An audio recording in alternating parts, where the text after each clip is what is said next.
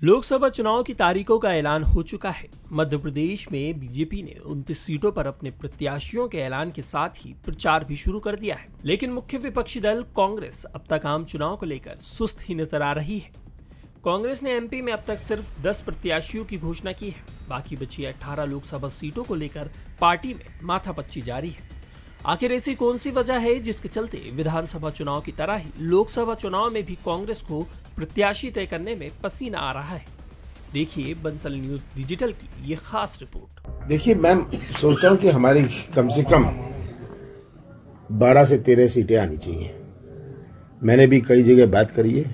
मैंने कई जगह पहले मैं दौरा करता ही था, अभी भी करूंगा।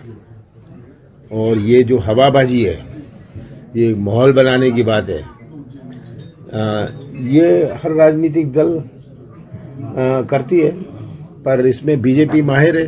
हाल ही में मध्य प्रदेश के पूर्व मुख्यमंत्री कमलनाथ ने लोकसभा चुनाव को लेकर ये बड़ा दावा किया। कमलनाथ ने अनुमान जताया कि मध्य प्रदेश में कांग्रेस 11 से 12 सीटें जीतेगी, लेकिन पूर्व मुख्यमंत्री के इस बयान पर अब यकीन करना मुश्किल लग रहा है। इसकी वजह है कांग्रेस प्रत्याशियों की लिस्ट में देरी। लोकसभा चुनाव की तारीखों का ऐलान होने के बाद हर घंटे ये हेडलाइन बनी कि बस अब किसी भी वक्त कांग्रेस के 18 प्रत्याशियों की लिस्ट आ सकती है। कहा तो ये भी गया कि 18 मार्च को कांग्रेस इलेक्शन कमेटी की बैठक के तुरंत बाद प्रत्याशियों के नामों का ऐलान कर दिया जाएगा, लेकिन अब ये बैठक भी 19 मार्च तक के लिए टाल दी गई है। यानी अभी भी कांग्रेस की लिस्ट के लिए और इंतजार करना होगा। इस इंतजार की वजह कांग्रेस के दिग्गज नेताओं का चुनाव लड़ने से इंकार करना है। इसकी शुरुआत पूर्व मुख्यमंत्री दिग्विजय सिंह ने की थी। उन्होंने साफ कहा था कि मैं तो राज्यसभा का सदस्य हूं, तो मेरे चुनाव लड़ने का सवाल ही नहीं उठता। उसके बाद कमलनाथ का भी बयान सामने आया, जिसमें उन्होंने भी चुनाव लड़ने से इनकार कर दिया। जबलपुर से चुनाव लड़ने का प्लान है? कोई प्लान नहीं है। मैं छिंदवाड़ा किसी हालत में नहीं छोड़ूंगा। सिंधिया जी के खिलाफ चुनाव लड़ने के लिए उम्मीदवारों की कमी नहीं है।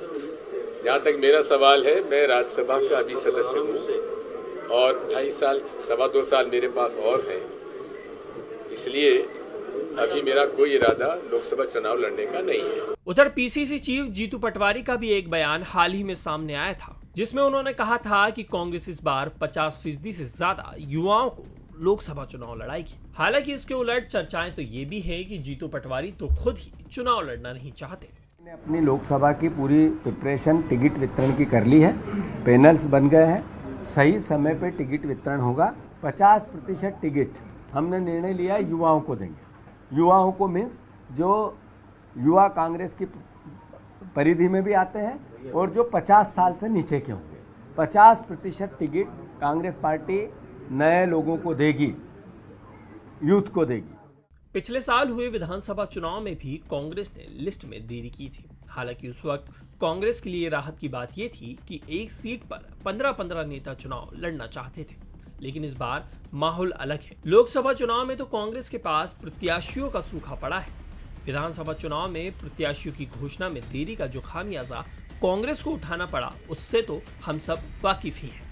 बहरहाल सबसे बड़ा सवाल तो ये है कि मध्य प्रदेश कांग्रेस के 3 बड़े नाम जब चुनाव लड़ना नहीं चाहते, तो बाकी के नेता रिस्क क्यों लेंगे? प्रत्याशियों पर माथापच्ची और दिग्गजों का साथ न मिल पाना कांग्रेस की कितनी टेंशन बढ़ाएगा, ये तो वक्त ही बताएगा। सियासी जानकारों की माने तो मिशन 29 के रथ पर सवार बीजेपी को रोकना कांग्रेस के लिए बेहद मुश्किल होगा। यदि आप ये वीडियो YouTube पर देख रहे हैं तो हमारे चैनल को सब्सक्राइब करें और बेल आइकन को दबाना ना भूलें। अगर आप Facebook पर ये वीडियो देख रहे हैं तो हमारे पेज को लाइक करें। आप हमारे WhatsApp चैनल बंसल न्यूज को फॉलो कर हर दिन लाइव अपडेट्स भी पा सकते हैं।